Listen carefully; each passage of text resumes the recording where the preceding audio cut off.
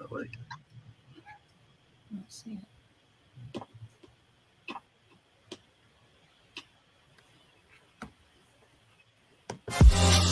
It's the Really Charlie Podcast. Yeah, it's the Really Charlie Podcast. Yo, it's the Really Charlie Podcast. Bump into your broadcast, grab a chair, fill your glass. Yeah, it's the Really Charlie Podcast. Yo, it's the Really Charlie Podcast. Yeah, it's the Really Charlie Podcast. Bump into your broadcast, grab a chair, fill your glass.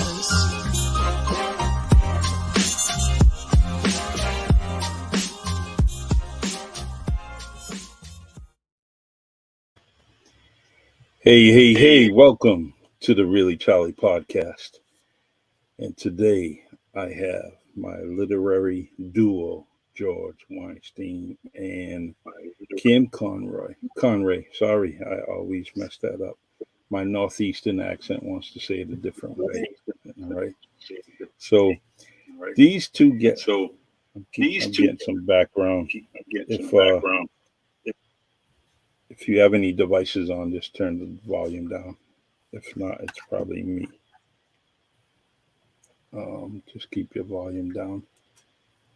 All right, everyone. These two guests here are amazing people, amazing authors. I had a privilege to grabbing some of their material, some creative books that they have, and I cherish them because they're amazing. Let's see here.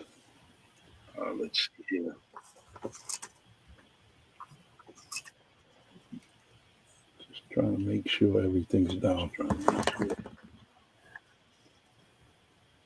Do you hear an echo or feedback, George? No, you sound good. All right. Okay. So everyone, these two are my guests, and please share this podcast on Facebook. I'm also on LinkedIn. Let's see, live on YouTube. If you punch in Really Charlie on YouTube, you can subscribe to the channel, and this will be live. Eventually, I'm going to try to get my two guests on the fireside. I'm also on that platform once a week. And so, all right.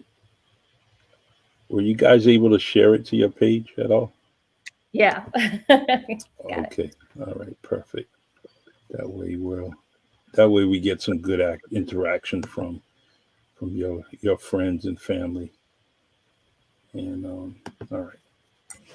So I'm gonna Stealing Aries by Kim Conrey. And now George, the latest book I have on Audible. But I'm gonna put in, I don't know if everybody can see it, but these are my two guests that wrote these two books. And it doesn't help that I'm not going to do it that way. I'm going to show a picture that I have, and but I want to read something first in the back of Kim's book, and it's from a friend of mine and a friend of yours, Catherine Nichols. She writes, "Whether you're a sci-fi fan, a romance devotee, or someone who enjoys a beautiful story of survival, it's impossible not to fall in love with Harlow Hansen." And I agree. Catherine Nichols, author of The Unreliables. She was a guest here on the Really Charlie podcast, and that's a great critique. I love it. And when we talk about your book, Kim, it says on the back cover, in the 20th century, the caldera under Yellowstone National Park erupts and spreads ashen death across the earth, which can no longer supply the struggling colony on Mars. Worse, the HMS Ares, the grandest starship of all time, goes dormant when Mars needs her most. The red planet is ripe for revolution. But Harlow Hansen, a thief who struggled most of her life to speak becomes the only one capable of saying the words that wake the sleeping ship and save the broken colony. Meanwhile, the sentiments rise as Prince Jack Windsor, recently widowed and using the Aries to escape his grief, doggedly works to get the ship online, refuses to sell it for parts to fund the colonists' welfare. When Harlow sneaks on board to plunder it, the ship springs to life and begins communicating with her. The prince realizes the woman stealing from him is the key he's been searching for. Just as Jack begins to open his heart and offer Harlow a shot at redemption, she forces to betray him. All odds, he fights to believe in her while the fate of the two planets hangs in the balance. Lovely, lovely. Did you write that? Yes, I did. You are pretty good, And I now I know one of the reasons why George kind of courted you and did the right thing, because He did this is that. amazing. I love it. I love it, And George, I can't even, when it comes to this year, your book is the best book that I have read this year. Oh my God. Thank you. And the reason I'm saying that is because I was so glued into this and went through 3/4 of it. And then I stopped. And I was disappointed because I was into it. I definitely would, what's it called? Binge watching on Netflix, or guess what? If your book was a documentary, I would have watched it every series, every season, every episode until I stopped. I just kept reading and reading it and reading it. So hats off to you and 5 stars. Thank you. Thank you very much. We talked about that we were going to mention or talk about writing sequels. Now, George, you are definitely way ahead of a lot of us. How do you get the inspiration in doing this? What inspires you to keep writing? I think I just love the way words string together, and you can take just 26 letters and rearrange them an infinite number of ways and make people feel genuine emotions. Mhm. You arrange them in one way and you can make people laugh. You arrange them another way, you can make people cry. You can make people angry.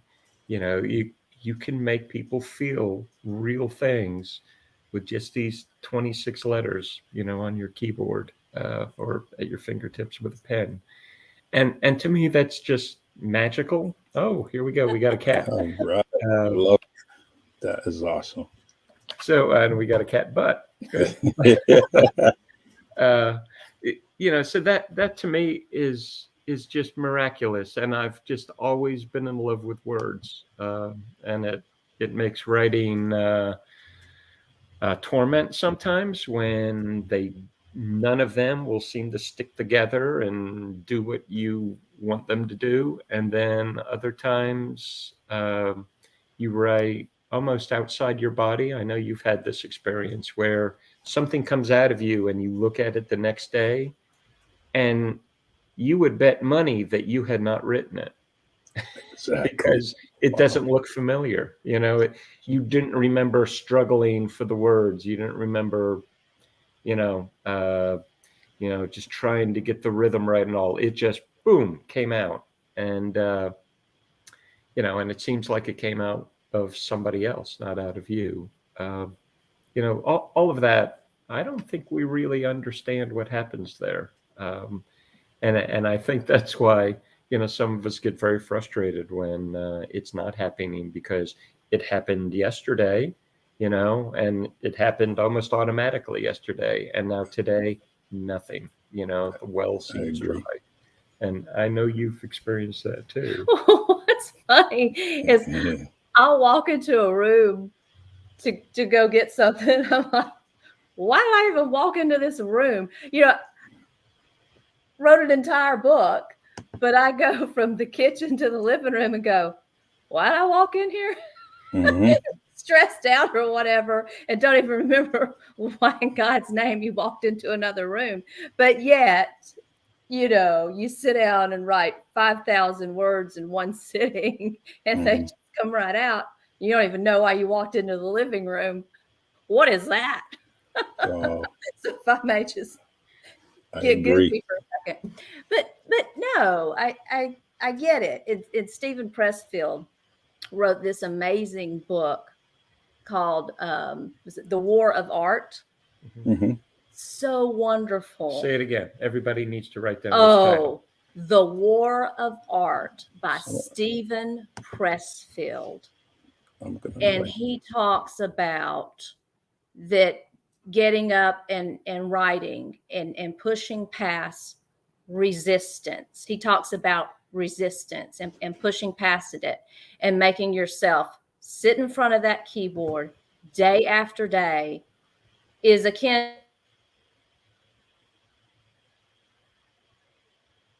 primal habits like chasing the antelope, like getting up every day and that same desire to chase the antelope, to go after something that sometimes feels almost unattainable and primal, but you chase after it anyway because you just have it inside you, that drive, that desire, and you don't even know if you'll get there, but you still wake up every day and you chase the antelope. Do you know that when he talks about that?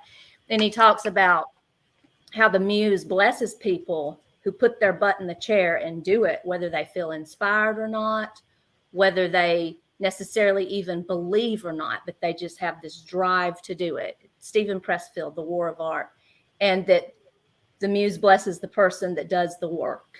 Oh, it is so good. Oh my goodness, yes. I will make sure I buy that this week. It's excellent. And it's a tiny book. It's a real quick read. Yeah, very quick read. But just really mine inspirational. is extensively highlighted, Yeah. underlined, dog-eared, because there are passages in it you read, and I wish I'd have brought some quotes with me where you're just like, oh, because it just, everything you've ever tried to express about the writing experience and what it means to struggle with something and try to put it into the world, and you don't know if anybody will ever love it, if anyone will ever give a damn, but you do it anyway because on some level that is even hard to put into words, it matters to you, and you believe that it might matter to someone else, and on some soul level you just know you have to do it. And he manages to express that, what it means to you and why you should do it and have to do it and why you know you have to do it. Oh, so good. Yeah, It's amazing. and he just has wonderful thoughts on resistance, which is what we're constantly up against. Where I don't know if you've had days like this where the writing isn't coming, and you can come up with 10,000 excuses not to write. And if you give into that resistance over and over again, well, you will never write. And it's because it's hard, and and again, it's almost like trying to wield magic without having the spell book in front of you, and some days it works. Some days the sparks come out of your magic wand and brilliant things happen. And then other days, you just keep waving that. Exactly. It now in let's see. I got frozen a little bit here. Some bad weather. You still there?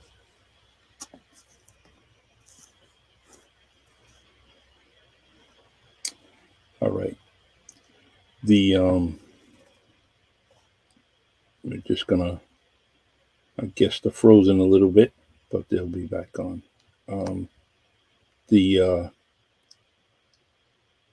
I would get writer's block, and some of the things I would basically use is is my screensaver, and I have a mentor that I basically have my mentor has inspires me, so I have them on my screensaver. So whenever I stop writing, the screensaver will kind of pop up. Here we go. 1 second here. Let's try this again. All right. You get us back? Yes. Yeah, it's raining like cats and dogs here, so I think it One, knocked out internet temporarily. yeah, one way or another, we were either on my side or your side. It was going to happen that way. We both have experienced some bad weather in both our areas, so I Yep. thought this was going to happen. Anyways, so I was saying that my when I got that writer's block, I have a screensaver, and it's one of my mentors. So whenever I'm typing and I froze or I can't, there's just a writer's block. What happens is my laptop automatically, boom, goes to that screensaver, and my mentor appears in front of me, and I'm like, boom, and then I snap out of it, and then something that I'll just start writing, and it's amazing, just that. Huh. But So the you one get this thing, visit from Obi-Wan or Yoda, and yeah, exactly, helps you right back exactly. into it. Nice. Now, I'm just thinking, you two, right? You're in the same house, Yep. probably writing at different times, maybe at the same time. Um, it's amazing. I mean, are you guys in different rooms? How's this work in this creative house of yours?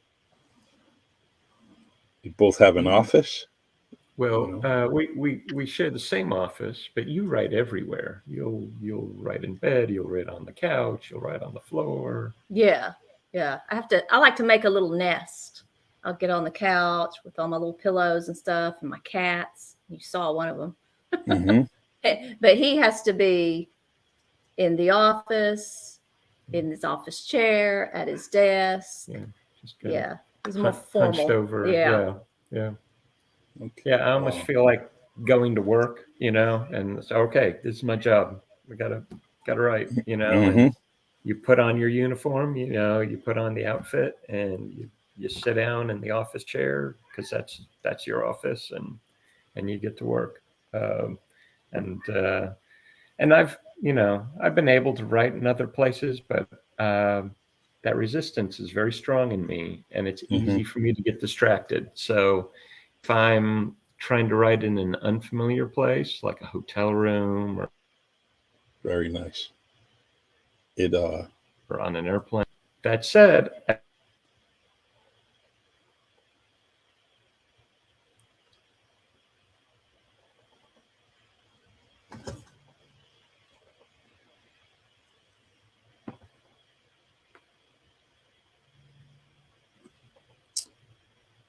Oh my God, my friend George, we cannot do this to this unbelievable person.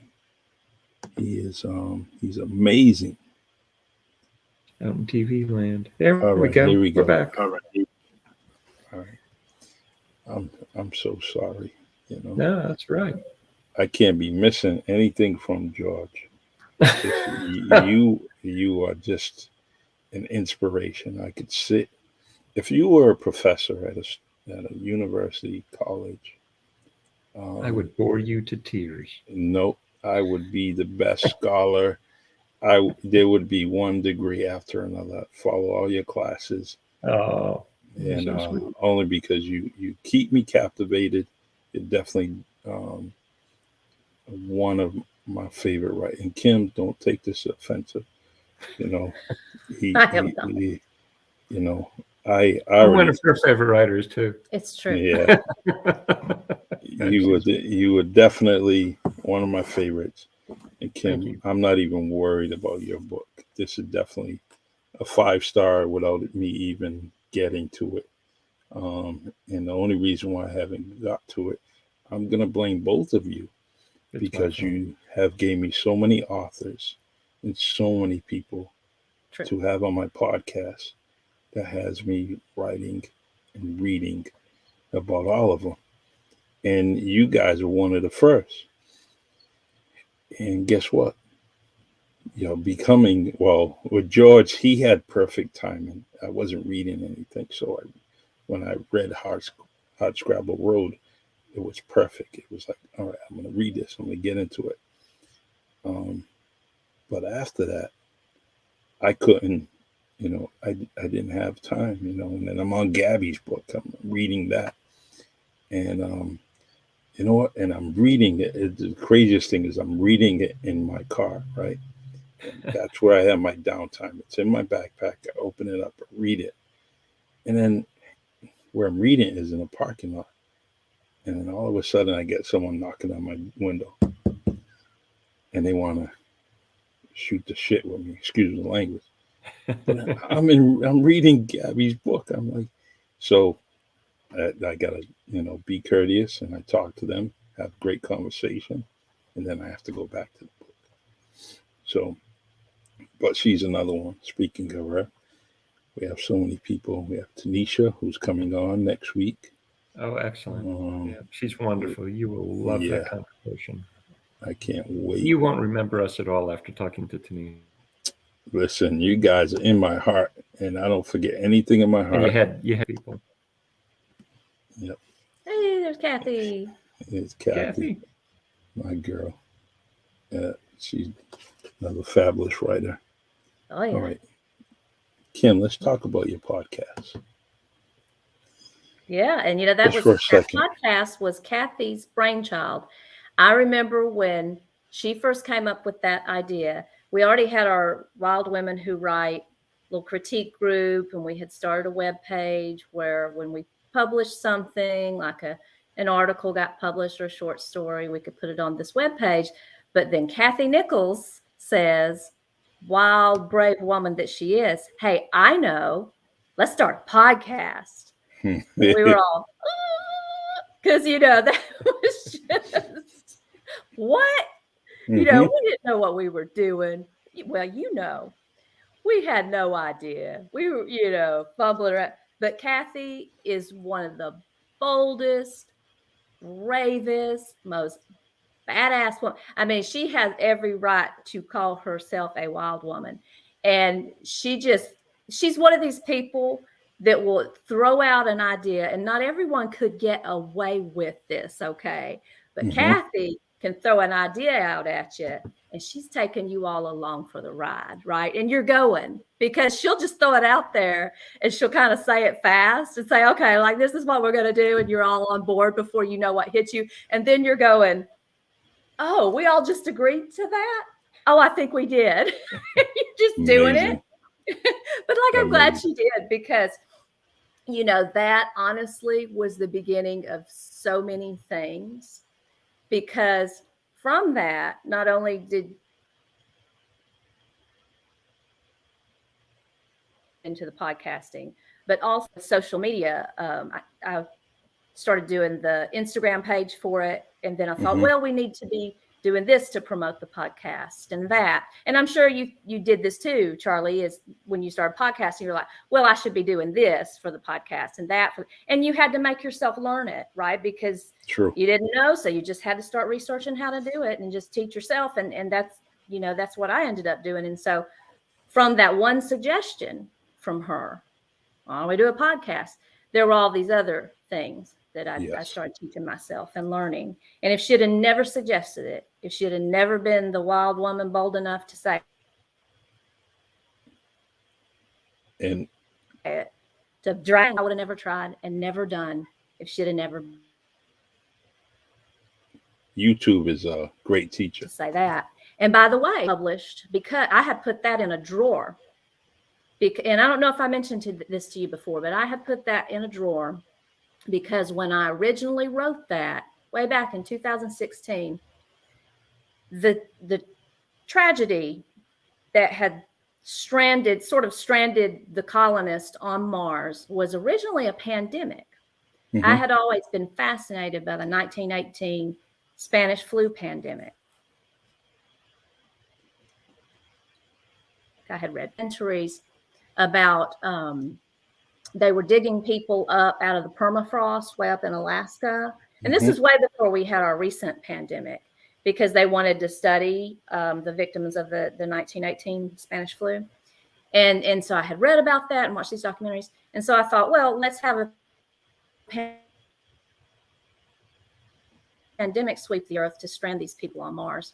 But then when I started showing Aries, they said, all the agents were saying, no pandemic stories. You know, they didn't want to hear any of that, because they were getting, their inbox was getting flooded with people writing about the pandemic and having stories set in the pandemic. And so I just got discouraged, and I said, well, it's woven all through Stealing Aries. Wow. And then one night for our podcast, Kathy said, I saw this really cool thing. It's this exercise that writers can do where you answer questions as your character. Like they go in a circle and somebody says, what would you do if, or, you know, how do you feel about? And I would like answer as Harlow. Nice. And at the time, I was only concentrating on the OCD memoir that I had told you about. Mhm. So I said, well, I can't answer these questions as myself. I'm already myself. And so I said, well, I'll answer questions as Harlow from the book that I was writing. And when I started answering questions as Harlow, I started getting enthused again. And I realized I missed Harlow, my female main character, my kick-ass character from Stealing Aries. And I had a sadness came over me. And I thought, why in the world did I put that beautiful character, that beautiful story in a drawer? Because quite frankly, was it because I was scared to do the work, to get the damn thing back out, pull all that stuff about the pandemic out of it, and just find a new tragedy to strand my colonists on Mars? And that's when the caldera blew under Yellowstone Park. And I thought, there's my tragedy. You know, all I need is just a new tragedy. And so I had the caldera under Yellowstone National Park blow, and then ash circled the earth. And that's what stranded the colonists on Mars, you know, and that worked, because if ash is circling the earth for generation after generation, crops would fail, supply chain problems. Well, we have that now, but it would really be bad if there's ash circling the earth, and that worked. But that also came out of the podcast, because that was episode 4, I believe, when characters take over and we all answer questions as our character. So you never know when a daring suggestion from a friend or someone that's trying to pull you along or something, what's saying yes. Saying yes. Yes. Even if you think you can't do it. Even if you think, oh, that's not me. I don't know how to do that. I'm not good with technology. That's just not my personality. I mean, we say all kinds of things like that because we don't think we have it in us, or we don't think we're capable of. We're bold enough, confident, it's resistant. Yeah, you're capable enough. Yeah, you can do it. You're confident. You got it in you. Do it. You're because good enough. You're good enough. Yeah. All these wonderful things can happen when you show up and you say yes. Show up for yourself. You know, be the wild woman, be the wild man. Show up. You can do it. You can. And all these great things can happen when you show up for yourself and say yes. That's amazing. It's I like that. You your podcast is great, but how come George hasn't been a guest yet? Well, it's the wild women who write Take Flight, and I am exceedingly heterosexual. But no, we had Abby's husband on, and he's a therapist, because we wanted to have the therapist's point of view. Yeah, but he knows something. I don't know anything. I just write. And we're gonna have Charlie on. Okay. In like March or April. Okay. I can't wait. Yes, he writes amazing poetry. Yeah. Thank I'll you. be scrolling through Instagram or Facebook, and I'll see one of his Mhm. writings from Yeah. Poetic Pulse, Yes. and it'll just stop me in my tracks, and I'll Thank have you. to sit and not just read it, but savor it, because good poetry has you stopping and savoring it and turning it over in your head and your heart, your soul, and it's good stuff, man.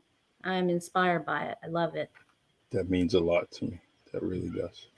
Well, I count can't me wait. in. Yes. It's so yeah, Just drop me in. Oh, I gotta get you in there. I can't wait.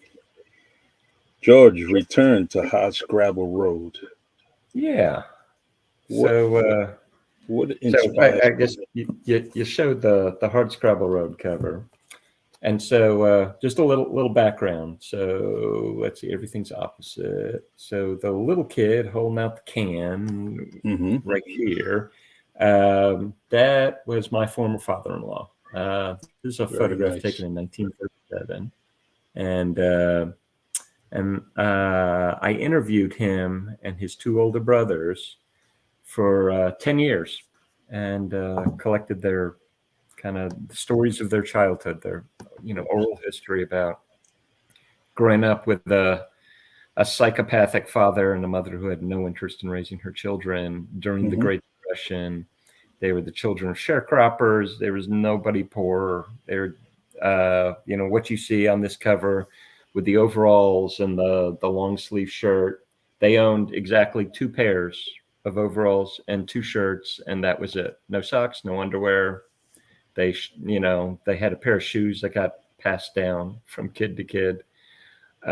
Most of the time they went around barefoot, and nothing on under their outside clothes, and just desperately poor, malnourished, unloved, and except by each other. And yet you would think they would have every excuse in the world to fail.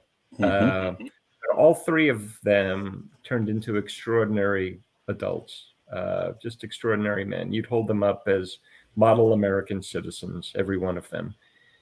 And it really struck me that they came from such deprivation, and yet overcame.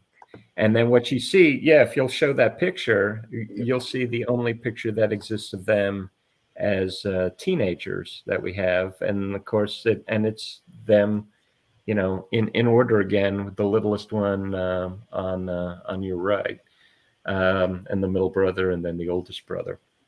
And so that's them 10 years after the first picture on Hardscrabble. And but I'm a very different writer now than I was in 2002 when I embarked on that story. So I collected their stories for 10 years, and then I had to talk my former father-in-law into helping me with this project, because I didn't just need stories, I needed sense memories. Mm-hmm. Because otherwise it'd just be a series of stories and you wouldn't engage with it except on an intellectual level, but it would never appeal to you emotionally, because there were no senses in those stories that I copied down for 10 years. I wanted to know the way everything smelled and tasted and felt and sounded, as well as looked. But for you writers out there, the important senses, if you're trying to appeal to the reader, is not the visual and not the auditory. Those are like the least 2 important senses. If you can tell somebody in a scene how something tastes, how something feels on their skin, how something smells, you will connect with your readers in a much deeper way than you will if you just describe the way everything looks and the way everything sounds. And those tend to be the default senses that most writers use, but they're the least helpful for engaging the reader. So I needed the way things smelled and tasted, and felt. when Papa took his belt after you and used the buckle end instead of the leather, how did that feel? You know, when he wore out a switch on you and you brought him one that was too small and he sends you back to get two more, what did that feel like? Yeah, preaching. Yeah, preaching. I love it. Yeah. So I needed those sense memories. And his reaction when I approached him about this book project was to say, who would care? You know, don't waste your time writing a book about my childhood. I was just one of a million poor Southern kids who, you know, grew up rough and escaped into the military. It's just what we all did. And I said, well, I didn't know you from Adam before, but, you know, you've made me care. And I think working together, we can make other people care. And he just wouldn't go for it. So I had to trick him, frankly. So I reached back to one of his stories. He never liked his name. And you'll remember this in Hardscrabble Road. He never liked his name because his father was a bootlegger. He was a wholesaler. He didn't actually make the moonshine. He would drive to a county in North Florida from Southwest Georgia. County where the actual shine, the corn whiskey. And he would buy 50-gallon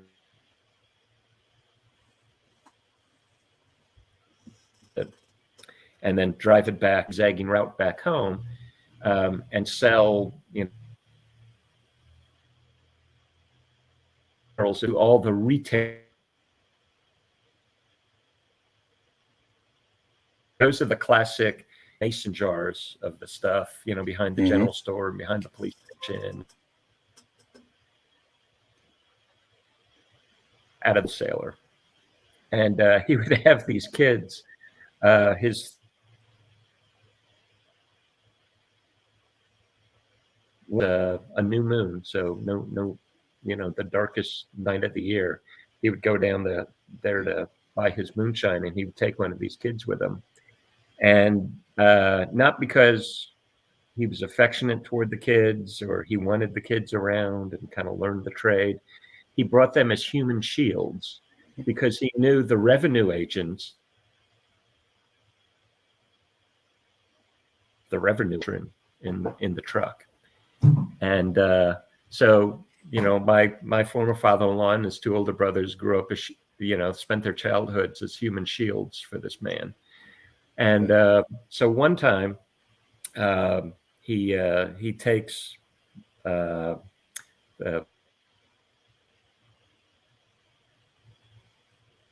former father-in-law down there, and with his name, and it becomes clear that Papa has named him after this high sheriff in this county in North Florida as a bribe.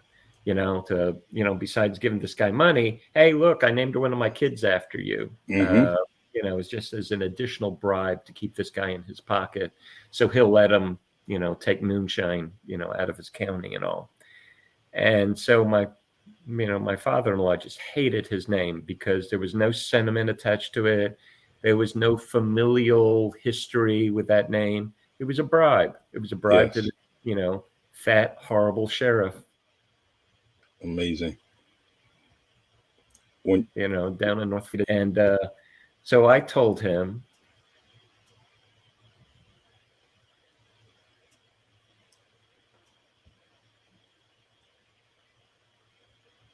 you can name this character anything. All right. He said, really? I can name him anything I want? I said, yep, he'll be named Roger, if that's the name you want. He said, yeah, I always like that name. We can do that? I said, we can do anything. And it was like flipping a light switch. All of a sudden, he kind of got into the story. He got interested. And in fact, he did a 180 by the end of this writing project, where I would bring sample chapters to him and make sure I got the sense details right and all. He never read the whole book because there were times later on in the story when I was making guesses where he got a little cagey with his answers. And so I had to make little leaps of imagination. And I didn't want him to read those chapters because he was intentionally withholding information from me that was emotionally, still emotionally tender for him. And if I guessed right, he would be upset that he revealed too much. Wow.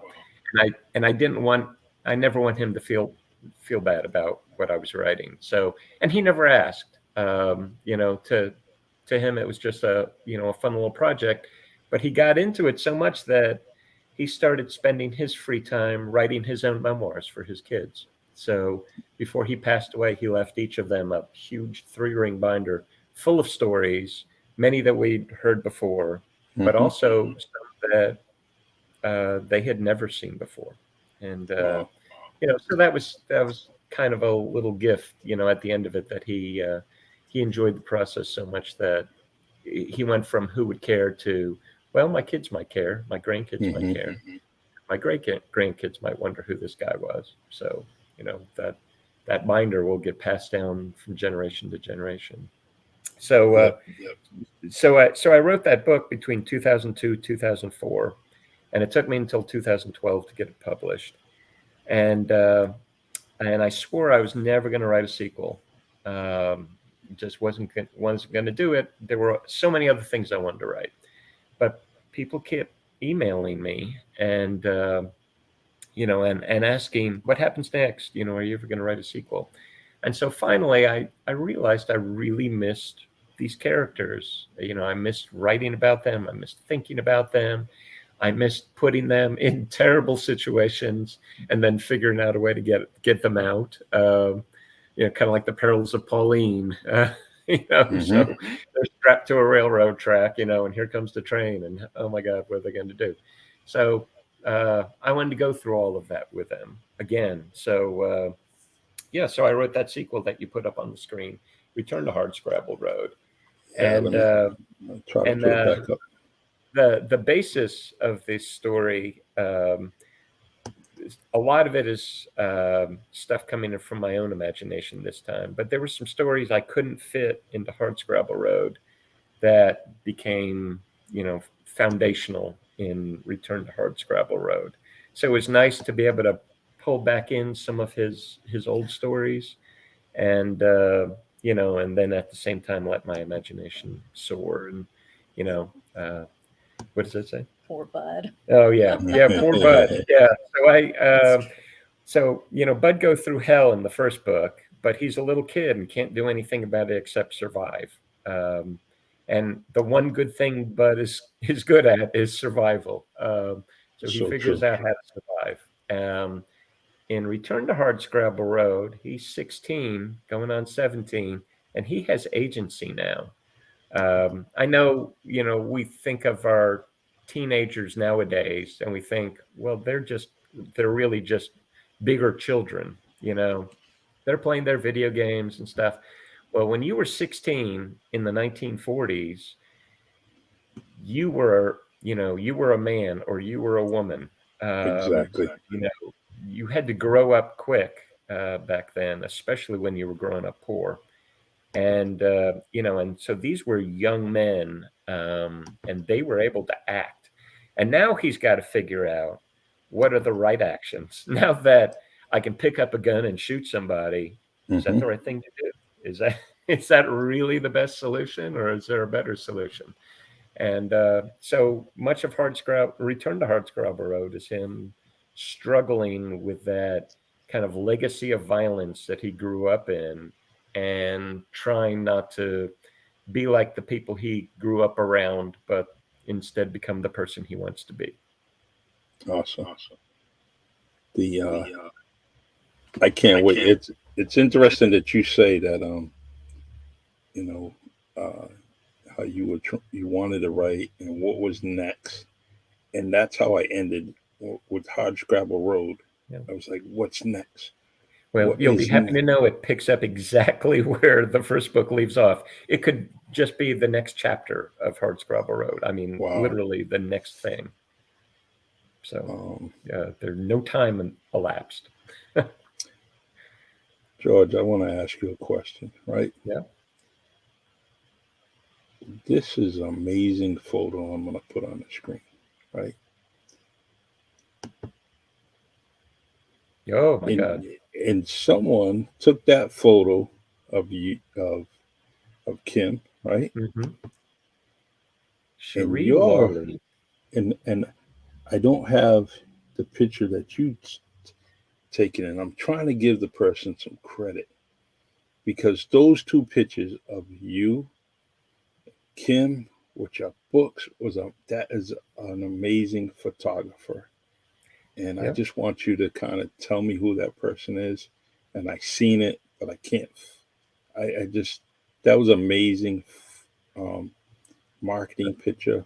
I mean, because Well, I she's a super talented photographer and just a genuinely nice person. One of the sweetest people in the world. Her name is Cherie Lawley, and okay, she does photography.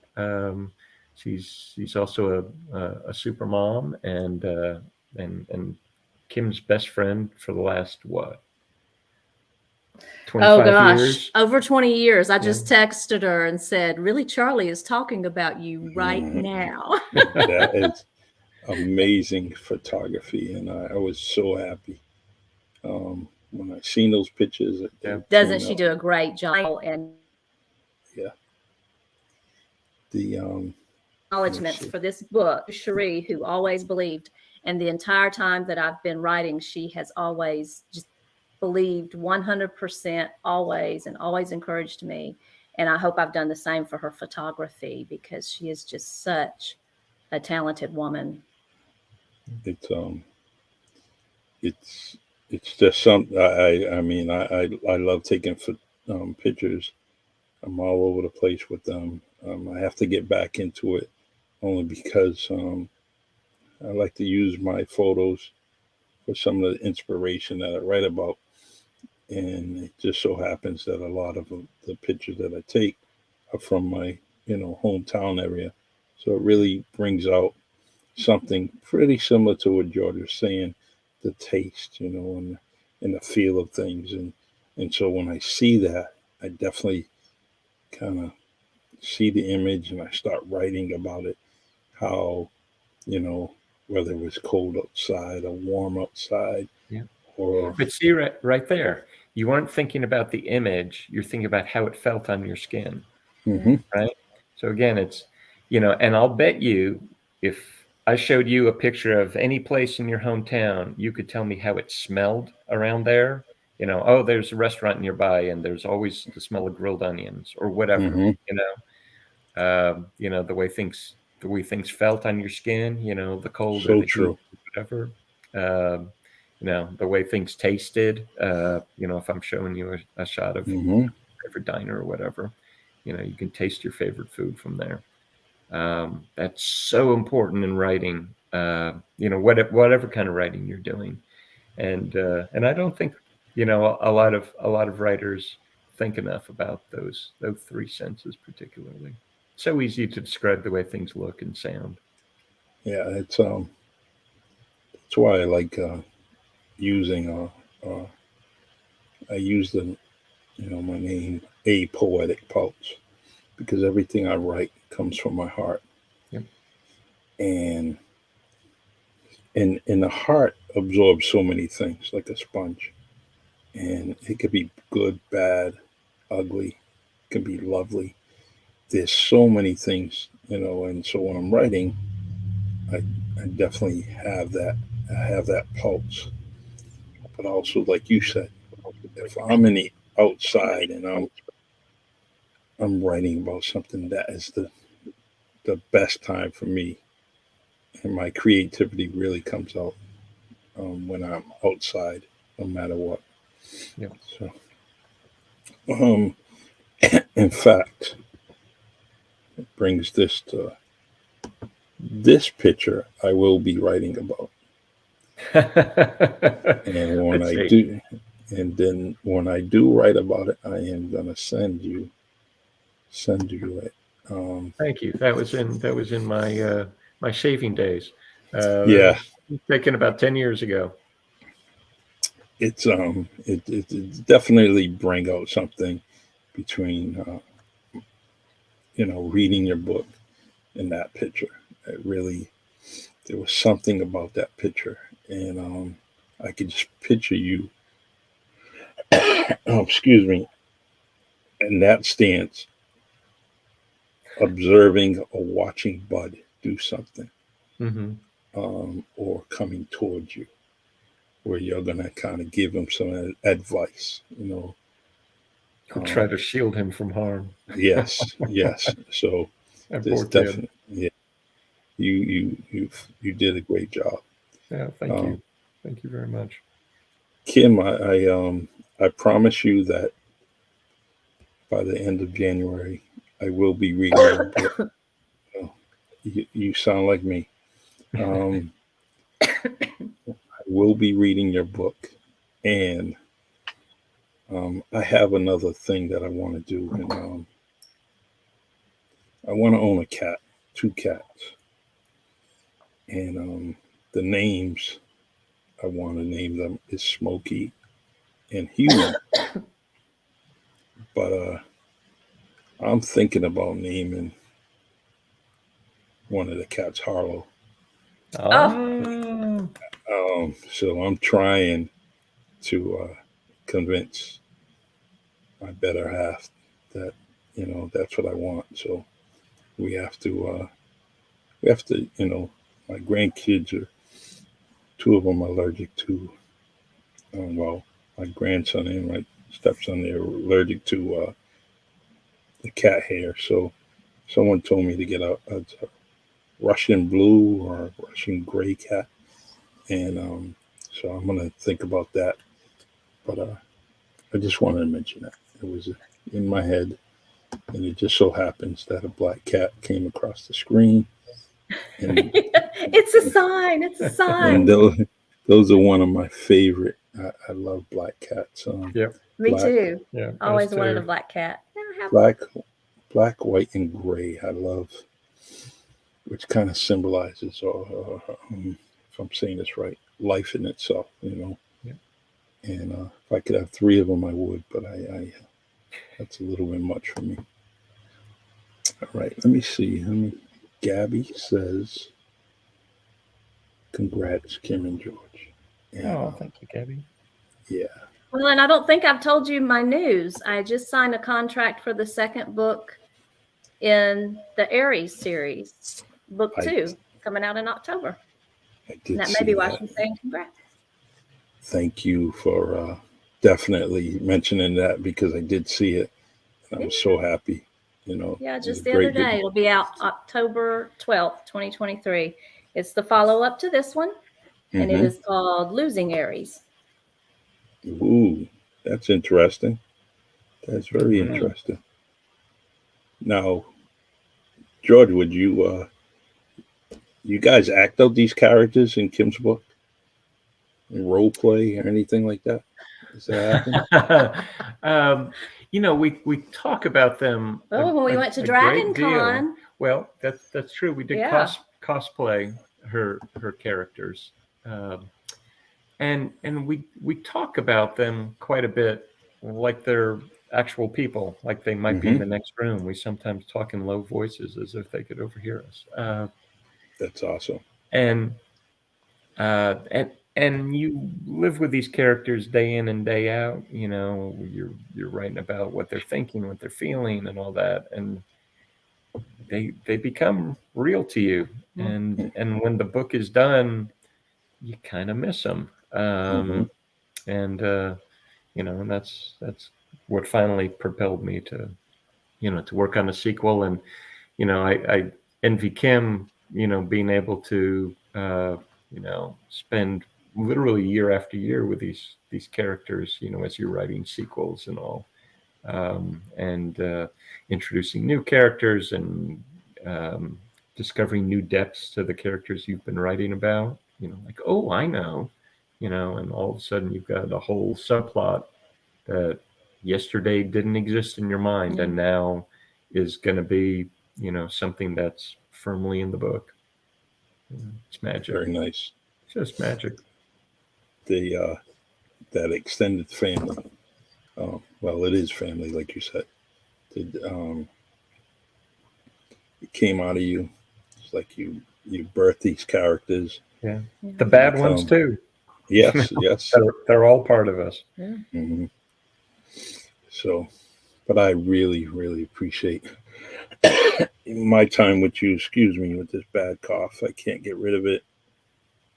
It's That like time of my, year. yeah, I mean, my nose isn't running. I don't have a fever or anything.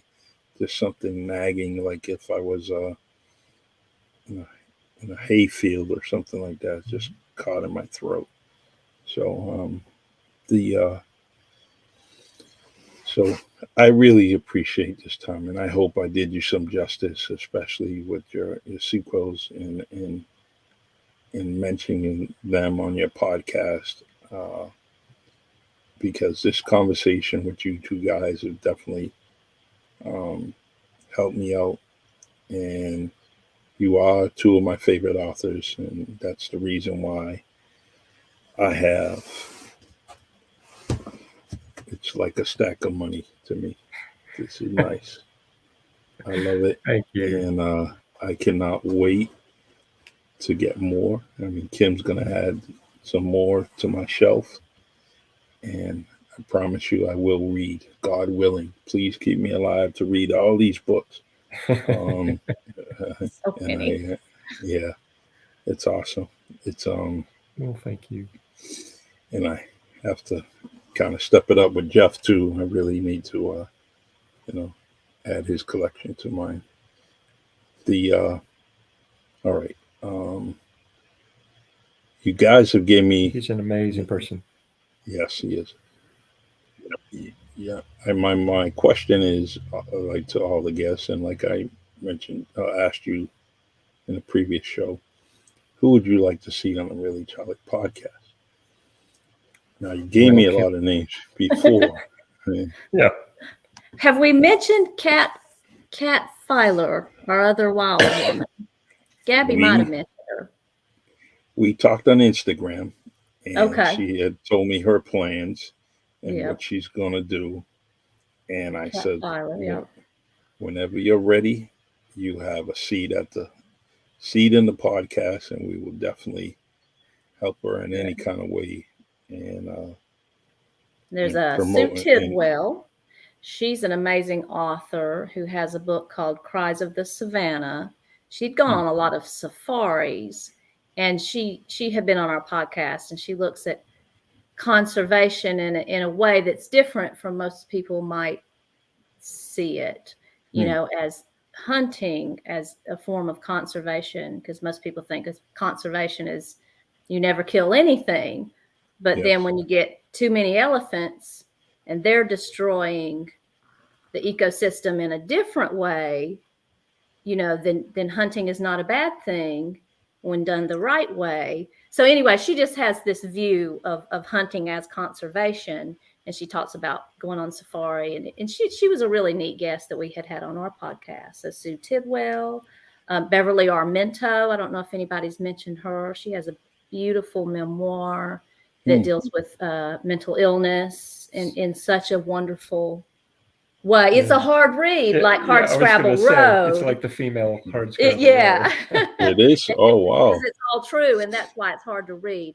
But I think necessary because somebody else out there is dealing with a mentally ill family member and would love to read it and know that they're not alone. So Beverly Armento would be a good one, and Patrick Scullin, Tina Moss, who is another sci-fi romance. But anyway, many. Yeah. I love it. I'll send you a bunch of contacts as well. There's Tanya Todd, who's with the Nevada Writers Group and does a wonderful podcast herself called Dime Grinds, which is a wonderful name. I love that name because it's set out in Vegas. And Tanya would love to have you on your show, and she would be a great guest on yours. And in fact, if I could plug the May 5th and 6th Atlanta Writers Conference, we'll have 18 agents and editors, but we'll also have Tanya doing a workshop on writing diverse characters. So very nice. Yeah, and So- Tanisha so Curtis really- is yeah, listening, and that's right. she Yep. is going to be Yep, there and- with the at the She will be on self-publishing. soon. Yes, and then April 29th, we have the Atlanta Self-Publishing Conference. And definitely ask to the April 29th Atlanta Self, and which, she's just doing an incredible. So, and I'll send you, a bunch of other folks too. Please do. We'll fill up the rest of 2023 for you if you It's let gonna us. be like, I love it. Hey, that makes work a whole lot easier. It's yeah, I can't wait. April 29th, going to Atlanta. That might be a good thing. Oh, we would love to have you. Yeah, I missed you in November, and that's too bad on my end, but it is. It's That's right. There's always another chance. yeah. The Atlanta Start a Writers new- Club always has another event. continual. I'll start a new job soon. So, well, I have my name tag. I just haven't started day one. So It's exciting. can't wait. Congratulations. Can't wait. It's going to be great things, and thank you. All right. Let me just do something. Can you just stay on? I just want to Sure. play my friend's commercial. I think I owe it to him, especially, we have this crazy weather coming to us on the East Coast, so this will be appropriate. Here we go. Welcome to Dial a Shovel, your local residential snow removal service. Please contact us if you have any questions. We look forward to helping you keep your property safe and clear. Our number is 774-634-6200. Thank you. Dial a shovel. He's amazing. He does Hope we won't lawn need work. it in Atlanta, but Well, but was every 10 actually- years we do though. Yeah. I remember going through Georgia, and it was, trying to think. Well, it was in the 20s or teens. I was leaving Florida to come back to the Northeast, and it's crazy. It was colder in Florida when we left, and then when we arrived in Massachusetts, it was a whole lot warmer. That was so crazy. Yeah, and all the oranges and everything was Frozen. kind of lost and frozen.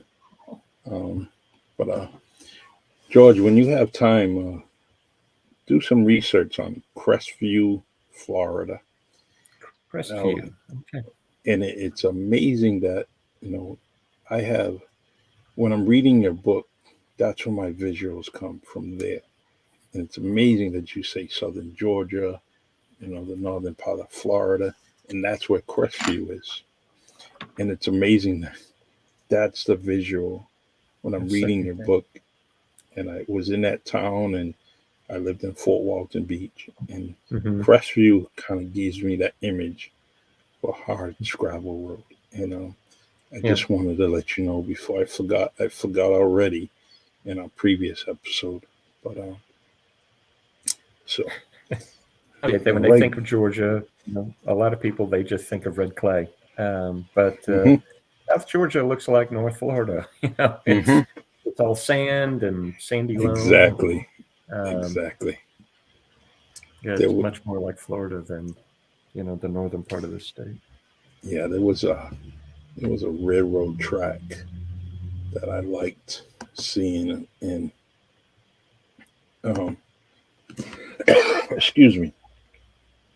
The craziest thing is that it gave me this visual of the good side of the track and the bad side of the track, or the track that you didn't, either side you didn't belong on. And that visual it's been implanted in my head for, let me see, almost 40 years. Yeah. And I could still write about that image.